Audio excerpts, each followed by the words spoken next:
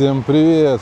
19 июля, мы по-прежнему в Батуми. Выехали на прогулку утреннюю, хотя, наверное, уже час дня. Какой-то определенной темы я сегодня не придумал. Вообще так интересно, YouTube не знает, кому показывать мой канал, потому что поменялась локация. Когда мы были в Аргентине, было очень много просмотров из Аргентины, ну и стран СНГ чуть меньше. Когда мы улетели из Аргентины, аргентинцам он уже был неинтересен, отвалились подписок очень много. Ну и YouTube запутался, тем более я хотел набрать подписчиков шортсами и добавлял разные коротенькие видосы, которые у меня насобирались за все время. Там много связано с едой, с всякими разными фуд-приколами, поэтому я смотрю полнометражные видео, от этого теперь тоже начал показывать мои, после тех, которые связаны с едой, там обзоры еды. Так-сяк, в общем, и YouTube запутался, и я теперь сам запутался. Я изначально не планировал, что мой канал будет там только там про иммиграцию. Вообще я хотел просто влог, я хотел ходить, разговаривать, делиться чем-то и собрать какую-то свою такую аудиторию, собрать людей, которые близки мне по духу, близки с моими идеями, которые смотрят в ту же сторону, которую смотрю я. Да, какая-то небольшая часть таких людей появилась, но пока что этого мало, чтобы продвигать эти видосы хотя бы там на пару тысяч просмотров. Начали стрелять видео, конечно, в Аргентине, потому что это такая экзотика, это интересно, и зацепило людей, вот именно, которые про иммиграцию, иммиграция в Латинской Америке. Опять же, повторюсь, когда мы, получается, улетели, то часть людей отвалилась. Просмотры резко сократились, а мне как раз таки не хватает часов 400, наверное, насмотренности, может даже уже чуть меньше. 400 часов просмотров надо моего канала, чтобы я смог подключить монетизацию. Я бы не сказал, что это самая основная цель, но это же должен быть какой-то результат от того, что я делаю. Какое-то подкрепление моего интереса. Конечно, в моих мечтах мне бы хотелось, чтобы YouTube мне платил бабки, а кто-нибудь бы мне платил за рекламу, и я бы рекламировал поистине нормальный какой-нибудь продукт, который не стыдно рекламировать. Однако уже поступало, кстати, предложение на рекламу. Мне предложил какой-то сервис рекламку, я об этом в телеграм-канале своем писал. Кто не подписан, кому интересно, залетайте в ТГ, ссылка в шапке профиля. Какой-то российский сервис по бронированию готовых туров. Дубай, Китай, какие-то там такие направления. Их немного. Турция и Абхазия. Не Грузия, а Абхазия. Конечно, я такое рекламировать не буду. За шортс, один шортс мне предложили 1500 рублей России. Но дело тут, конечно, не в деньгах. Я не ожидал, что первое предложение прям будет у меня какое-то космическое. Короче, этот сервис не близок мне по моим принципам, ценностям. Я им вообще не пользовался, поэтому я ответил отказом. А так можно было бы галочку поставить, что вот уже, смотрите, ребятки, я что-то прорекламировал. Сам факт, что предложение было, уже меня немножко радует. Ну так, в общем, вернемся к эмиграции. Вообще-то здесь, в Грузии, это что же наша эмиграция? 5-й год мы живем здесь, за исключением этого периода, когда были в Аргентине. Но сравнить так эмиграция Грузии и эмиграция в Аргентине, ну скажем так, в Латинской Америке, то Грузия это вообще никакая не эмиграция. Я не знаю. Да, много людей, которые сюда приезжают и здесь не выживают, в слезах берут свои чемоданы и улетают отсюда. Изначально у нас не было выбора, мы прилетели и должны были по-любому здесь закрепиться, что мы и сделали. Самая, наверное, большая проблема — это все-таки язык. В Грузии эта проблема не стоит остро, тебя все равно поймут. Через пару месяцев я снова отправляюсь в Латинскую Америку, в настоящую эмиграцию, и снова без знания языка. Куда я поеду? Куда я поеду? Ну ладно, я хотел это держать как бы в небольшом таком секрете, но на самом деле секрета никакого нету. Собираюсь я во Флорианополис, в Бразилию, поэтому начал учить португальский, но было у меня только 2 урока. Видимо, прилечу с таким же уровнем, как и был у меня испанский. Но я постараюсь уделять этому время. Все кажется, уже туда прилечу, там буду учить. Ну, так многие делают, но это всегда ошибка, потому что сейчас на самом деле есть время, есть возможность это делать. Просто надо не лениться, взяться и делать. Пацаны говорят, делай, делай, делай. Хотим изведать Флорианополис, хотим посмотреть, прикольный это город. Похож чем-то он там на Батуми даже, я бы сказал. Он у прибрежья океана. Короче, это курортный такой город в Бразилии. Нормально там все с безопасностью. Тоже много там славян. Туда в основном прилетают, конечно, рожать. Хотим ли мы рожать? Мы хотим паспорта и и хотим рожать. Будем ли рожать, пока не знаем вообще. Для того, чтобы родить, надо еще и забеременеть для начала. Хотим мы в Латинскую Америку, хотим Бразилия, будь то Аргентина, будь то Мексика. Хотим мы там проживать свою жизнь, хотим мы там застолбиться. А вот знаменитая инсталляция Али и Нино. Ну, на самом деле, они такие маленькие, вы понимаете масштабы, потому что, когда я видел это на фотографиях, когда не был в Грузии, вообще мне казалось, что они такие большие. Ну, на самом деле, что тут их, пару метров. Как-то снился мне прикольный сон, что я уже в Бразилии, в общем, прихожу какой-то работать на какое-то большое такое там, ну, производство, какие-то грузовые машины. И подъезжает на таком небольшом грузовичке Роберто Карлос. Кто знает Роберто Карлоса? Ну, думаю, многие знают. Ну, в общем, туда-сюда, и он мне такой: вау, привет, короче. И мы с ним, в общем, пообщались. И он говорит: давай запрыгивай ко мне, будешь вторым водителем. Мы гоняем, типа, будем с тобой гонять в Мексику. И сюда возвращаться на склад, что-то там привозить. Все. И я такой: вау, круто, с Роберто Карлосом буду кататься. Думаю, ну, неплохо. Хотя это такой странный какой-то Роберто Карлос. У него было лицо моей покойной соседки из родного города. Ну, хорошая такая была бабушка.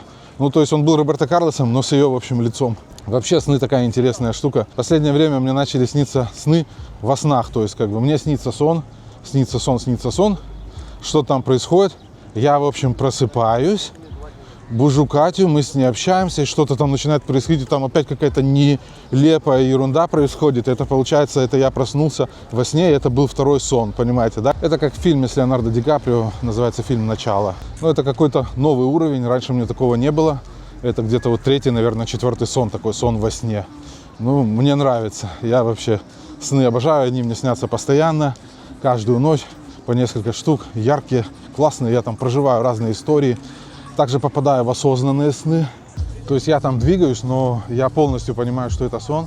Поэтому управляю, делаю действия, которые именно от меня зависят, которые я сейчас придумываю, а не так, как вы знаете, как там зачем-то я там взял гуся за шею там, или что-нибудь такое. Осознанные сны, это получается, я как в компьютерную игру попадаю и, в общем, там начинаю, в общем, двигаться, управлять собой. Я так пытался делать еще в детстве.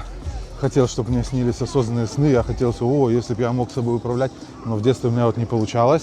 Ну, как не получалось? Помню, я работал прям над этим. И один разок там что-то было еле-еле. Ну, а сейчас я довольно-таки легко попадаю в такие сны. Не скажу, что там часто, но там раз в месяц попадаю в такой осознанный сон. И начинаю там двигаться и себя не ограничивать. Если я там на войне, а у меня много таких снов, мои флешбеки из армейских лет. Ой, музыка громко играет. То я конкретно понимаю, там без страха, сейчас если меня завалят, то это сон там. Я могу там, ой, так, ладно, я тут это сделаю, то, туда пойду такой, ой, могу руки поднять, стреляйте в меня, мне типа плевать, меня стрелять. И я опять типа просыпаюсь, но просыпаюсь это уже как сон во сне, снова там же во сне просыпаюсь, что-то там опять делаю. Вот еще такой момент вспомнил перед Аргентиной. Я много смотрел на ютубе людей, которые переехали в Аргентину, складывал, пытался сложить так какое-то там впечатление, какое-то мнение там с их глаз, так скажем. Но на самом деле, когда прилетаешь, то у тебя формируется только, естественно, только свой взгляд, который отличается от всех, не такой, как у него, и не такой, как у него. Поэтому нет, конечно, что-то действительно я подчеркнул важное. Сказать, что мне чем-то это помогло, то, конечно, нету.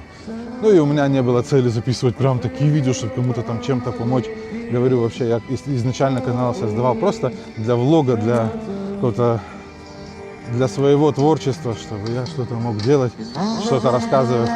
А про Флорианополис вообще стараюсь не смотреть. Иногда там кому-то залетаю, но очень-очень редко. Ну и меня на самом деле зависть вообще берет, когда я включаю.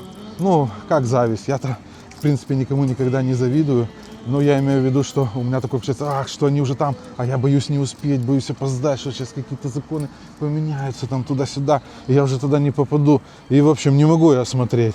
Не могу смотреть, поэтому полечу и уже сам буду смотреть. Язык надо. Чат GPT, конечно, классно, но это все равно такая тормознутая история. Надо знать язык, надо каждый день хотя бы по 5 слов.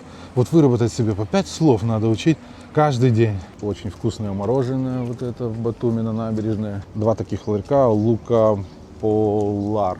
То ли итальянская франшиза, то ли просто сделано по итальянским рецептам. Ну, очень вкусное мороженое. Удивляет меня, когда там начинают хвалить что-то, белорусскую молочку или там белорусское мороженое, какой-то каштан. Да вы пробовали итальянское мороженое? Идите вот сюда, попробуйте вот это мороженое и вспотеете.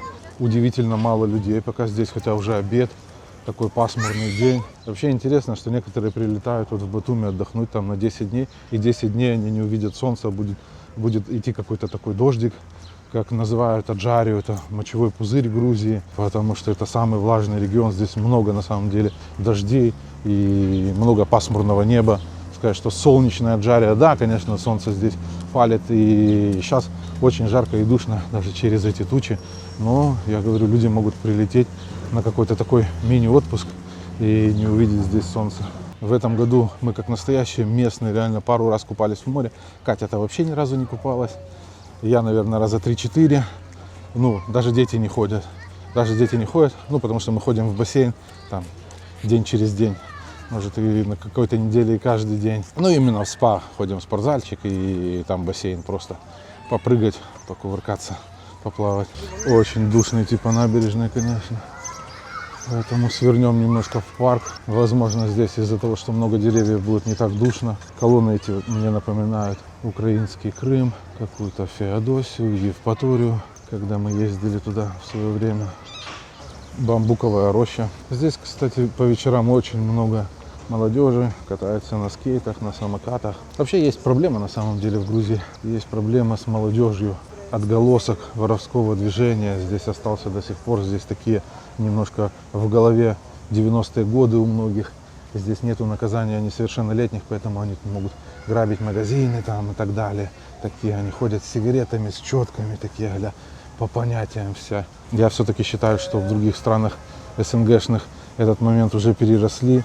А здесь это проблема, которая будет еще тянуться, я думаю, им для того, чтобы это выветрить из детских дурных голов, понадобится лет еще, наверное, 15. А так, конечно, Грузия хоть и криминогенная, но безопасная страна, безопасная для детей. И хорошие какие-то рейтинги она занимает там по безопасности. Но, опять же, все так относительно. Вот были мы в Аргентине, сказать, что в Аргентине там ужасно, а здесь нет. Ну, как бы, если читать новости и вникать, то все равно какие-то нет грабежи, какие-то убийства происходят, какие-то конфликты. Вон мент какой-то ограбил магазин с пистолетом, там, ну и так далее, и так далее, и так далее. Турция 15 километров, турки там свои разборки клеят, кто-то кого-то здесь завалил, какого-то турка. В общем, все относительно, и я бы вообще не ставил какой-то такой большой ступени. Вот здесь Грузия по безопасности, а здесь там Латинская Америка. Все вот так, знаете, от случая к случаю. Кого-то здесь ограбят, отпинают, прирежут, а кого-то в Латинской Америке. Раньше бы сказали, сумасшедшая какая-то идет, посмотрите. Настоящий, чистейший влог. Подпишись, поставь лайк. На следующей неделе домонтирую из прошлого лета путешествия. А то у меня, получается, есть наш там первый, второй, там третий день. И нету четвертого, пятого. Я его практически сделал еще в прошлом году. А потом у меня этот проект куда-то делся, удалился. И я не нашел силы его домонтажить. Поэтому на следующей неделе будет продолжение пятидневного нашего путешествия. Если не смотрел, посмотри первые дни. Ну а что касается эмиграции в Грузию 2026, я не знаю, уже очень сомнительно. Законы меняются, полностью политика пересматривается для таких эмигрантов из России, Белоруссии и Украины. Поэтому все сложнее и сложнее. Когда мы сюда прилетели, вообще можно было просто год здесь жить, можно было работать беспроблемно. Сейчас же всякие разрешения на работу, получение ВНЖ обязательно. Если ты заранишься, тебя могут не пустить. Даже с ВНЖ есть много случаев. Ну, в общем, как говорят в Беларуси, закручивание гаек происходит здесь по полной. Знаменитая локация в Батуми, где снимали эпизод из фильма «Любовь и голуби». Хочу канал добить до монетизации в любом случае. Хоть больших денег там и не будет. Разве есть у каналов с влогами какой-то потенциал? Думаю, что нет. Ну, хотя впереди большие изменения, большие приключения бразильские. Поэтому, возможно, как в Аргентине, канал будет быстро расти. Ну, посмотрим, что будет, то будет. А именно влогинг, хоть ты бери другой канал, заводи. Потому что, видите, как алгоритмы Ютуба работают. Должна быть какая-то определенная тема, и только в эту тему надо долбить. Вообще, я и делал семейный такой канал, влогинговый канал, какое-то путешествие снять и выложить для памяти, чтобы как-то смотрели дети, смотрели внуки, в надежде на вечность YouTube. Однако я все равно человек-результатчик, мне надо результат. И если кому-то платят за YouTube, то я хочу, чтобы платили и мне. Ну, в общем, как-то так. В планах каждую неделю выгружать по одному видео и готовиться к Флорианополису. Спасибо за просмотр. Красава, что досмотрел это видео до конца. Сегодня солнце зашло за тучи. Сегодня волны бьют так больно. Я видел, как умирает надежда Ямайки. Моя душа плачет.